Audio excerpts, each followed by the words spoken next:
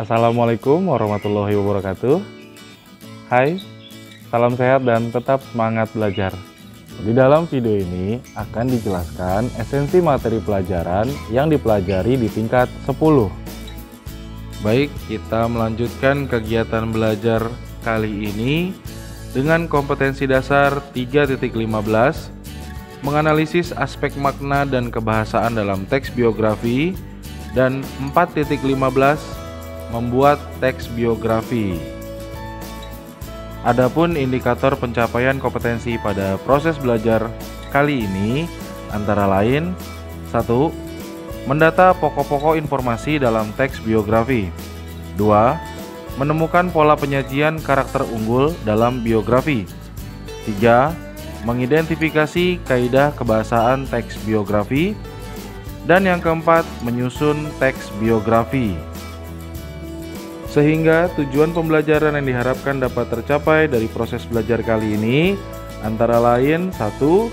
Peserta didik mampu mendata pokok-pokok informasi dalam teks biografi. 2. Peserta didik mampu menemukan pola penyajian karakter unggul dalam biografi. 3. Peserta didik mampu mengidentifikasi kaidah kebahasaan teks biografi. Dan 4. Peserta didik mampu menyusun teks biografi. Esensi materi bagian 1, mendata pokok-pokok informasi dalam teks biografi. Salah satu ciri teks naratif, termasuk di dalamnya biografi, paragraf-paragraf di dalamnya ditulis secara naratif. Artinya, ide pokok paragraf dalam teks tersebut tidak terdapat dalam satu kalimat utama, tetapi menyebar dalam semua kalimat pada paragraf tersebut. Oleh karena itu, untuk mengetahui informasi pokok dalam teks biografi, pembaca dituntut untuk benar-benar memahami isi teks tersebut. Berikut diberikan contoh pemaparan mengenai pokok informasi dalam teks biografi Baharudin Yusuf Habibie. Bagian 2, menemukan pola penyajian karakter unggul tokoh.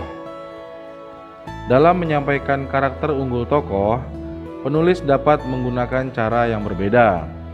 Ada yang disampaikan secara langsung dan ada yang dilakukan secara deskriptif. Perhatikan contoh berikut ini. B.J. Habibie adalah salah satu tokoh panutan dan menjadi kebanggaan bagi banyak orang di Indonesia. Dalam kutipan di atas, penulis menyampaikan karakter unggul tokoh secara langsung.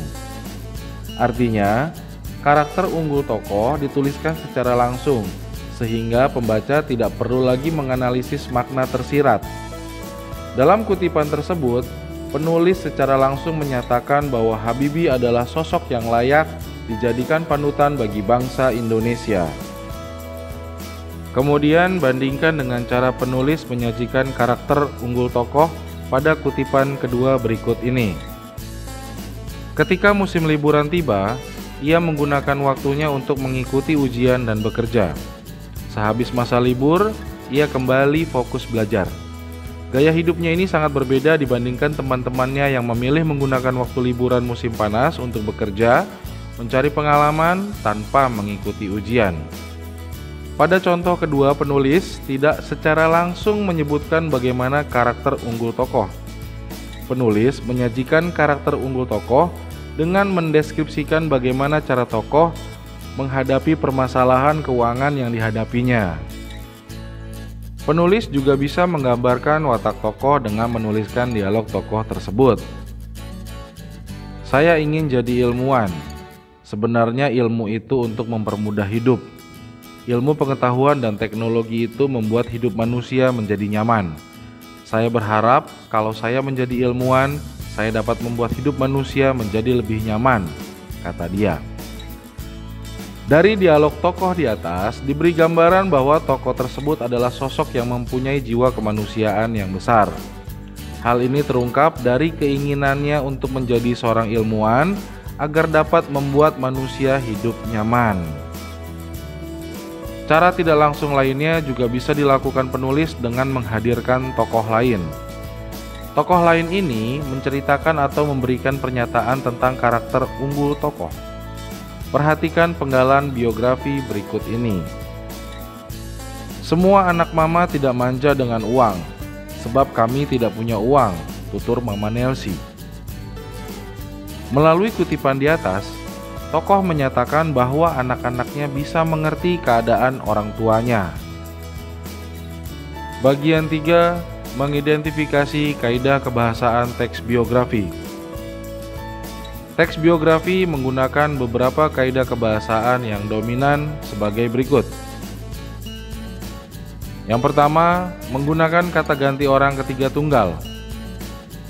Yang kedua, banyak menggunakan kata kerja tindakan. Yang ketiga, banyak menggunakan kata deskriptif. Yang keempat, banyak menggunakan kata kerja pasif. Yang kelima, banyak menggunakan kata kerja mental. Dan yang keenam, banyak menggunakan kata sambung, kata depan, ataupun nomina. Bagian 4, langkah menyusun teks biografi. Langkah-langkah menyusun teks biografi antara lain: 1. Kumpulkan informasi sebanyak-banyaknya tentang tokoh yang akan Anda tulis biografinya. Yang terbaik adalah bertemu langsung dan mewawancarai sang tokoh dan orang-orang yang mengenalnya dengan baik. Jika sang tokoh sudah tidak ada atau sudah meninggal, maka hubungi saudara, kerabat, atau siapa saja yang mengenal si tokoh dengan baik.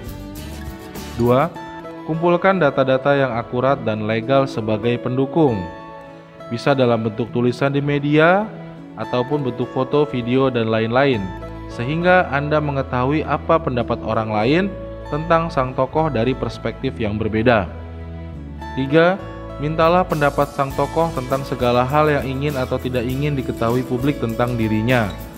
Hal ini untuk mencegah tuntutan hukum di kemudian hari jika sang tokoh merasa Anda sudah melakukan pencemaran nama baik.